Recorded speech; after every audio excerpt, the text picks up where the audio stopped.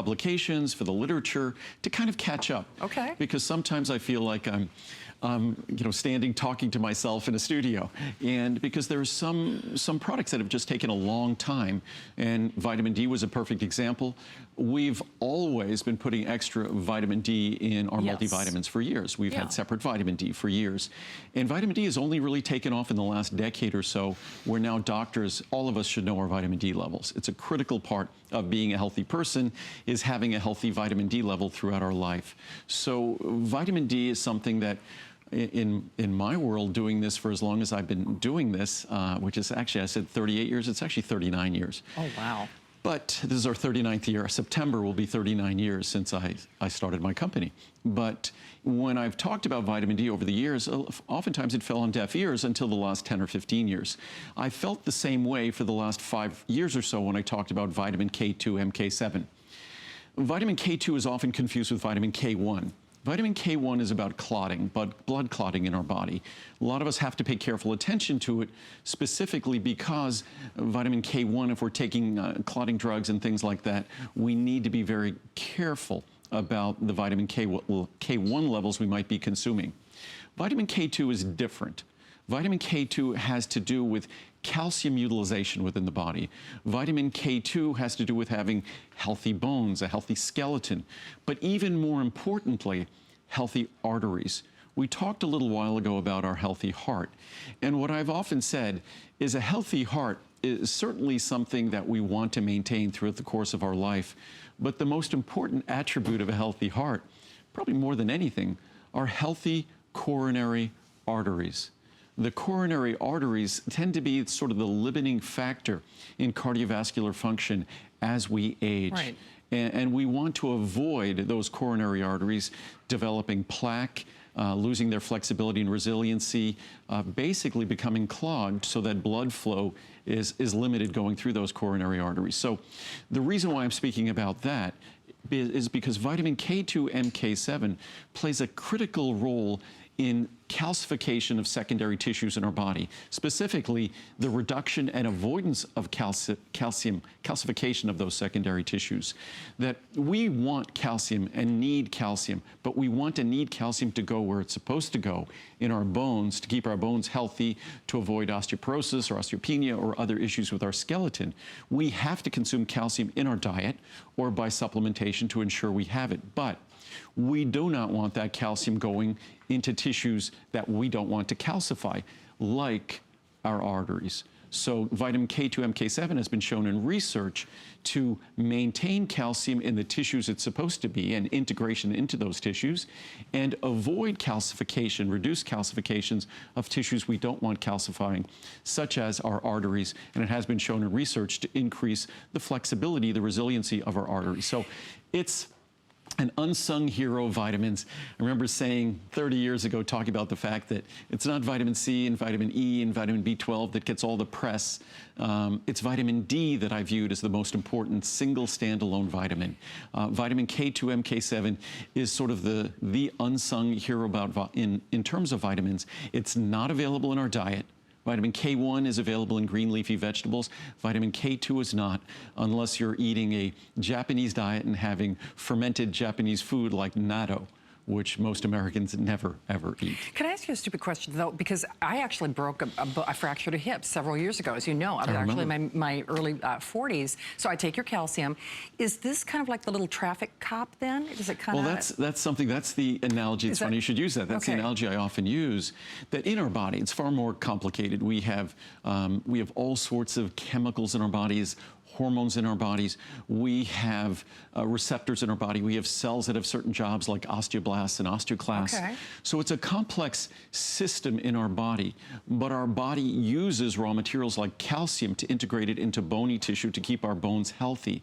But at the same time, that circulating calcium can, especially as we get older, can be integrated in tissues that we don't want it to be integrated in, especially if we have other risk factors for heart disease, which can stress our arteries, like having high blood pressure, for instance, stresses our arteries. And what our body does is our body does its best to maintain the inner lining of our arteries, that arterial endothelium.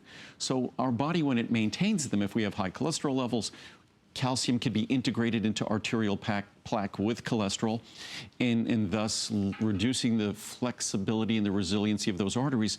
So it really is our body's best attempt at dealing with, say, inflammation, its best attempt at dealing with irritation and, say, damage to arterial walls that could eventually lead to arterial plaque, could eventually lead to calcification if our cholesterol levels are too high, our LDL cholesterol too high, and things that we all understand the risk factors, things that contribute to a gradual diminishing of the ideal healthy structure of our arteries. So vitamin K2 MK7, to the extent calcium can contribute to the loss of flexibility and resiliency to our arteries in terms of their flexibility as a result of calcification.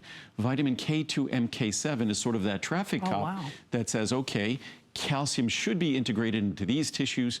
We should resist the tendency of calcium to be integrated in these other tissues. And again, these are all biochemical processes. It's not randomly that calcium's floating around, it decides to sit in our artery walls or it decides to sit in our bones. These are the work of cells that, whether it's in our artery walls or in our bones, whose job it is to perform work that could result in calcium integration into those tissues, intentionally with our osteoblasts in terms of our bones, and otherwise in terms of how our body might be maintaining the tissue of our arteries. I need this. I do. I mean, frankly, I think we don't have much of it left. Yeah, actually, well, sadly. no, actually, I was just going to say that. I'm going to have to make my order. It's one of those things, one capsule a day. It's very simple, and this is a product that initially, when I first looked at this product 5 years ago, it was going to cost multiples of what it costs today, and multiples for a 50 microgram dose. This is a 100 microgram dose, and frankly, before I looked at the charts, because we design the products, we make the products, and I expected this product to be more in the neighborhood of 50 or 60 cents a capsule. I'm sure. In the large size, it's a little more than a dime a capsule. Oh, no kidding. So it's really become affordable, and even if your budget is challenged, even if you took one capsule every other day, I take one capsule every day, but even if you took one capsule every other day, you're still doing an incredible thing for your body, and you're still embracing the research. There's still science. Right. There's science that talks about levels between 30 and 50 micrograms a day being beneficial, not 100. I have to say, I'm impressed, aren't you? And to Andrew's point, well, first and foremost, it's never been a Today's Special. Let's just start there. So it's hard to say as to whether or not this will even be a Today's Special next year, as we're doing with Omegas, which we do once a year and once a year only. So who knows? This could be your only opportunity. We don't know that. To Andrew's point, most of the quantities for today have been allocated for it. Now, he's an American success story, and he thinks of you, and he and his, I always call them his little elves in that magic workshop, will do their utmost best to fulfill all the sizes. But I can tell you for a fact, the more you learn, the more you're going to be compelled to take this. Just listening to Andrew, because as I said earlier, I've had a situation with bones and heart issues in my family. So again, I know I need this. So the 720, that's a huge savings. Good grief, that's over $100 off. That's pretty amazing if you ask me. And that's also a special size that Andrew is doing for today and today only. The 360, the 180, the 60, and the 30. If you want to put it in perspective this way, after 12 midnight, and remember, this is the only time Andrew has ever done this as a Today's Special, so who knows if he will be doing it again next year. I sure hope so, because I'm going to start this today. This is one of the few things of yours that I'm not taking yet, so I will add that to my repertoire. But after today, you will be spending over $100 more. Well, you won't be able to get the 720 size after today, but so I'll take the 360. You'll be spending $60 more for that 360 count after the stroke of midnight. And I'm excited about this because I look at it this way. I want to do the best that I can to optimize everything for my joints, for my bones, for my skeletal health. I want to make sure everything's doing what it should be doing. And your cardiovascular health. Yes. I mean, this is a very complex issue, and I recommend that everyone talk to their doctors about it. But a lot of the blood thinners we've been taking in the past years, the newer generation of blood thinners doesn't require the same focus on vitamin K levels. But again, this is vitamin K2 MK7 that we're focused on here, not vitamin K1 for clotting. So when we're talking about vitamin K, for decades now, if you are taking those blood thinners, you're advised to avoid vitamin K, say in green leafy leafy vegetables and things like that. Of course, green leafy vegetables, the healthiest nutrients for our eyes, right, with lutein and zeaxanthin. And unfortunately, vitamin K has now been established to be an essential nutrient for a healthy skeleton. Vitamin K is also now, K2 MK7, is associated with arterial flexibility.